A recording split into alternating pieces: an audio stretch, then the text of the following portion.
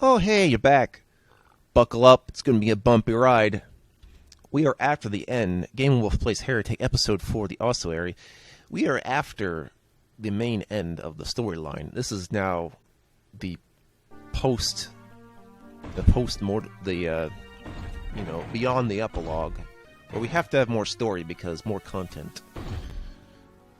So, in Episode 4... much like the first level of Episode 3, the first level of Episode 4 has an ammo starvation issue. And I'm going to mitigate that by using this crusher here. As long as I'm not getting my ass beat. And just kind of dodging things I don't feel necessary to destroy. One of those things being the Molitor, I've decided. Because since the Molitor can't, go anywhere else but this area, I'm just going to try to dodge him the whole time. And everything else is probably going to be able to follow me, including the Saber Claws, if they're smart enough. It doesn't matter, though. I don't need to worry about them at all. I can also try to rely on infighting like that. Of course, the Molitor will just crush everything here. There is one way to deal with them. You see under the sides there is the Tomb of Power. One thing to note is that, since this is the highest difficulty, you don't get the torch for this dark area with snakeoids in it. Which is terrible. So I'm forced to deal with that area without being able to see really well, but I just kind of have to guess based on the projectile fire. It is really something. I think it's the only time in the game I ever have to... I'm ever in a situation that requires a torch where I just can't get one. Because it's too early, man. It's too early for this bullshit! I'm going to want to get outside through those windows when they open up, because 4 potions and an egg, that's really going to be useful. I'm really going to use every trick in my arsenal in this level. And I do mean every trick. I mean, I don't know if they're all the tricks, but I'm using a lot of tactics that I don't normally do, because I don't normally have to resort to such things. Like using the damn melee weapon. Which is fine on the gargoyles if they're not the projectile shooting ones. And I am assuming those are not the projectile shooting ones. Take the egg. I don't remember what I used the egg on. But yeah, I'm not going to waste my time using the Tomb of Power of the Molitor because there's going to be Iron Liches later. That's being reserved for that. But, by then it'll be okay. By the time you get to the Iron Liches, you should be okay. I guess. Unless you don't know how to deal with them by then you're screwed. But whatever your plan is, that if you know how to deal with Iron Legends and you get there, you should be okay. Although if you're trying to get all the secrets, it could make it a little more tougher than is necessary. So, ending the level is going to be really weird. The Ophidians move slow enough that it can get crushed easily if you can just bait them in. I mean, like Doom monsters, the enemies kind of move RNG basis, like their decisions for movement RNG basis, but they still try to generally go towards you. Like if they're the pinky ghost trying to sneak up on you, I guess something like that. Ooh, smush. We're getting a lot of, that's how you make grape juice in the old days. Except this is blood. Snake blood. But, do snakes bleed red? I don't normally watch reptiles bleed. I'm gonna guess... yeah, it'd be red. For that green key, I'm gonna have to drop in. It's gonna be hilarious. Oh yeah, this level's name is also peculiar. So like the episode's the ossuary, but level 1 of the ossuary is called the Cattlefack. Which just has to do with... I think a sort of special coffin. I can't tell you offhand. I really had to look that up. But I just love the word choice here. How one of the levels has a name of something I don't think is even a word, the way it's spelled, but that's okay. Try to get that unauthentic medieval vibe, For good or for ill. Let me tell you while I'm taking my time with this, because this is going to be a long video. I just want to tell you how I'm doing. I've got my notes for episode 5 for where all the secrets are at. So I'm ready to get started on that as soon as I commentate over the rest of the videos. It's been a hot and wet summer where I'm at, which, you know, does cause problems in terms of various power outages or just being too hot. I mean, like, you have if I have an air conditioning unit, right? But the air conditioning unit relies on dehumidifying. Just letting these saber claws in. If you rely on dehumidifying and there's just too much humidity, it produces too much water to the point where shit is leaking just due to the sheer amount. I can't tell if it's a plumbing issue or whatnot, but I had this problem a few years back, and I just presume it would be okay by now, but it only started up this month of September, and that's normally when you think the heat would start to wind down, right? Well, that's when it started. Like, I thought it was going to happen in July and August, especially with all that rain we had this year. The date this video is 2021, so anyway, yeah. Just tell you what my progress is in terms of not too personal, but just sort of, you know, what I've been doing, my backlog, plus trying some new shit. I'm not trying to be too sketchy. I'm trying to, like I said, I'm still trying to do this as fast as I can, because that's my life now.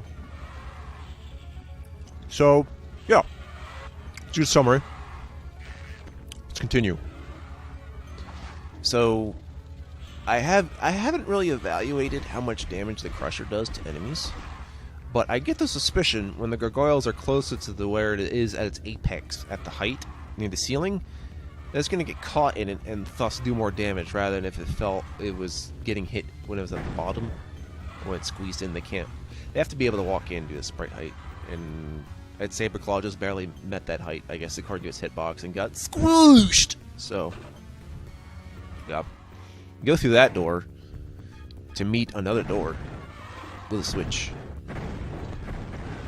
There's going to be a lot of getting lost. There was when I was looking around for what to do. And the fact I remember what the hell's going on this level is kind of a miracle, given that there's only so many textures you can use. This is the part of the game where now the textures are being reused. There's no new content, and you're not even going to get the episode 3 boss anymore. So now we have clever level design, really quite abusive level design. This one, at least, it's something. There's at least a few other levels in here that are quite particularly assholey, but by the time we get to at least level 3, I should be good to go. Hell, even the second level isn't too bad compared to this. Which makes me wonder what if I try to do, like, you know, a wand start or pistol start, medieval-wise. Okay, I did find a time to use the egg. I guess it was just because, you know, it was an easy way to hit him in a group, and I get to do this the only time you're probably going to see me melee a chicken. I should just be meleeing chickens always. If they damage me, it'd probably be like 1 hit point of damage. I don't bother to find out. Okay. We're going to make a little use of the gauntlets here. That's going to help a little bit. It also might be your strategy for dealing with the Molotovs to use the gauntlets plus the Tomb of Power. Because apparently, according to sources, or at least one guy who does a walkthrough, the Molotov can't damage you as fast as you can drain his health. So, might be a good strategy. After you've killed everything else, though, I would suggest. But that still would leave you room to do with the Iron Liches, which you might be able to do, because I know there's a Hell Staff near them. These sorcerers are just going to make all of Episode 4 really scummy, because they tend to attack in groups, like Velociraptors, except they're floating and magic. They got magic hands. And then we all know that evil magic is purple. This is true in many respects, even though the potion of health, a quartz flask, is also purple, and yet I don't feel evil for drinking it. Maybe heretical. Haha. What else is going on? I don't think the doodads on the ceiling block my movement. They might. I don't feel like they're blocking enemy movement. I can't tell. Okay. Going up. But yeah, this level took a number of tries to get it down. I mean, some of it is you really have to plan what it is you're going to do, and the other part of it is definitely execution. Like, oh yeah, and this is not something you're going to see me do normally, is use the gauntlets on the Saber Claw. So I've determined it doesn't actually take much gauntlet to kill it. So if I'm able to dodge before it gets a slash in, like, really quick, I can deal with it in about, like, 5 seconds. Perhaps on average. But within a reasonable amount of time, if there's one sole Saberclaw running around being a jackass. I've looped around the beginning, which counts as a secret. And it's a secret that traps, but no, I guess there's a lot of stuff hiding in the walls. More gargoyles, so they're going to get crushed. However, because I have gauntlets and that one doesn't throw projectiles, I guess it'd be very lenient of me to just gauntlet the gargoyles. That seems good. I don't think mummies show up in this level, but the fact that they show up in, like, soon is just, like, weird, because, you know, mummies and gargoyles continually showing up as tier 1 enemies. It's kind of funny. I guess it's just more for pizzazz at that point, but it's fine. Oh yeah, getting hit by the Red Cross. It's the Switzerland Crusher. It disregards good and evil. It is the most neutral of deaths. It probably has good chocolate and cheese too, and so does Belgium. So we're going to Belgium instead. That's like only 2 things I know from Belgium. That and the third thing being that detective. The fictional detective Agatha Christie, so that's all I know about Belgium, sorry. Okay.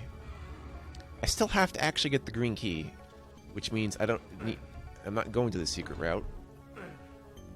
I'm instead gotta go what I guess the normal route is. Which is over here. Is it? Is it over there? No, I gotta press this button first and go through this teleporter, which will bring me to the Snakeoid area. Oh yes, I will probably want to use the time bombs on them, actually, if I get close enough to where they are, and try not to go into the very dark parts and try to estimate where they are. There's a lot of spatial recognition going on for me in memorizing what to do. But if I just circle strafe enough, I can tell what's going to happen. So going up where the Dragon Claw goes is the normal route.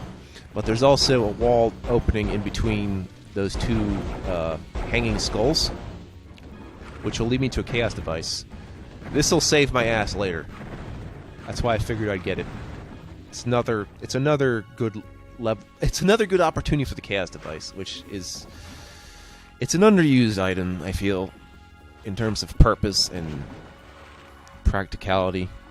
So, you know, it's your get out of jail free card. Use it as such. Maybe even trade it off if you can. I wish. Okay, we got the Tomb of Power we came for. This leads up here, which you wouldn't have been able to see from down there because it's a false wall. There's going to be a lot of false walls coming up in this game. Like I said, it's like in a Ocarina of Time Shadow Temple, where you just have a fake wall. It'll happen more often. It's really annoying. Well, it's not so much annoying, it's that I don't think of it happening. Much like in the second quest of Zelda, where it's just like, you know, I've thought of, like, using every item. I never thought of walking through the wall. Like, there's no exact... There's not really a tell for some of these. But that tell was just you teleport there, so it didn't really mean you didn't need to know about it. But for some walls that you have to access that are false, which I believe might happen a couple times, either in this episode or the next one, it's really unfair. You see, I got 1 snake left. Maybe I should just use my last time bomb. It's not like I need to conserve those. Am I really going to save 1 time bomb? I don't think so. At least he had more health staff ammo in those corner crosses. Did you like what I did? I exploded him so that the force would set him off into the crusher. Probably the best move of this play. I'm not even sure what I call that, but it's the only time it happens for me so far. And I feel like it's the only time it's going to happen to me ever. Another reason I had to capture this playthrough and not, like... I had to accept how long it was just to swift move like that. I'd say I tried recording this 5 or 6 times. I think. Alright, so we got the Hell Staff now. We're going to save that for the Iron Liches. I'm going to try to gauntlet these guys since I still have a couple potions. But yeah, when I go in there, there's going to be Iron Liches, there's going to be like 1 or 2 Saber Claws, and a shit ton of Ophidians. Whose names are not Ophelia, in case you're wondering. Oh yeah, there'll be Saber Claws down here too. So, the middle right wall is the one you want to push. There is no indicator for that. You simply have to try pushing them. That's it. The only hint I got to do that was in the last episode, in that one level. I forget which one. But there was a level which I did that, and there was a secret, and Saber Claws came out. Just like here. The Saber Claws coming out. Those wall textures seems to be a trope in the level design here. Come on! Come and play with my magic hands! You know, far be it from me to say who's the good guy here, but I think playing as the Heretic, you think it'd be pretty evil to use Necromancer gauntlets. Except these are literal monsters with no, like, rhyme or reason to their chaotic evil alignment, so don't worry about it, I guess. Plus, some of these things were already dead, so I have to wonder how that even still works. Okay, that's not good. I guess we'll use the damn wand on the funky fucking faces of the funk. Our shit nose is gonna hit me in the face. I guess not. Okay. I need all the health ammo. The health staff ammo I'm gonna get. Also, there is an invulnerability rune available to me, and I'm gonna use it also with the Iron Liches. I think at least one video record reminds me later I accidentally used invulnerability when I wanted to use the Wings of Wrath, so I accounted for that. So, no perfect play this time. Shit, there's more. Just be mindful of when that last door opens. That's where you'll see one Iron Lich, but then there'll be a bunch more behind it.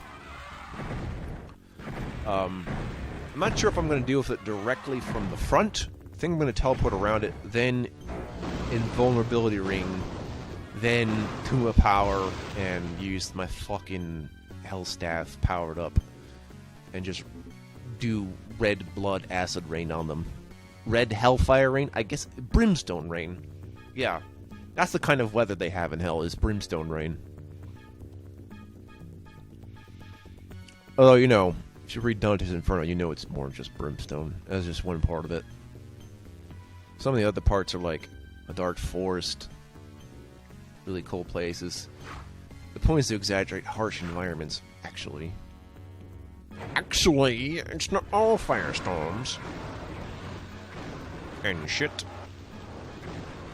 Oh yeah, I saved my... I didn't use my Invulnerability Ring yet. I must be saving it for the Snake Man. So instead, I've used the next best thing, which is the Shadow Sphere. That'll do. Especially since I'm shooting these guys from up above. Wow, pro place. That's not really not going to help us there, but yeah, I might use the Invulnerability Ring on them because I want to get to... I forget which part of those ledges activates the secret, but I make sure I activate it before leaving. And also disregard the rest of the Snake Man, because they end up doing too much damage to me. That results in me using this Chaos Device, and yada yada yada.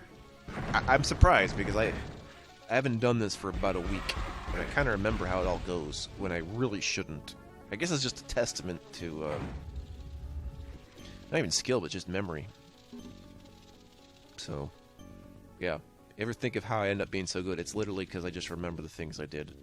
Like, I still have to trial and error like everyone else, but it takes me less attempts just because I learn each time.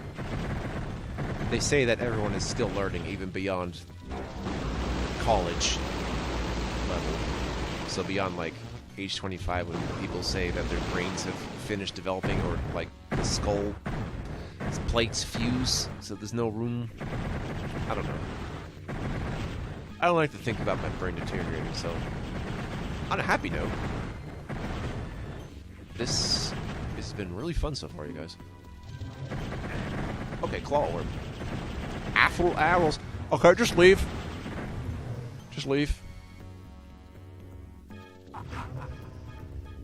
Okay, I actually didn't need to use the chaos device.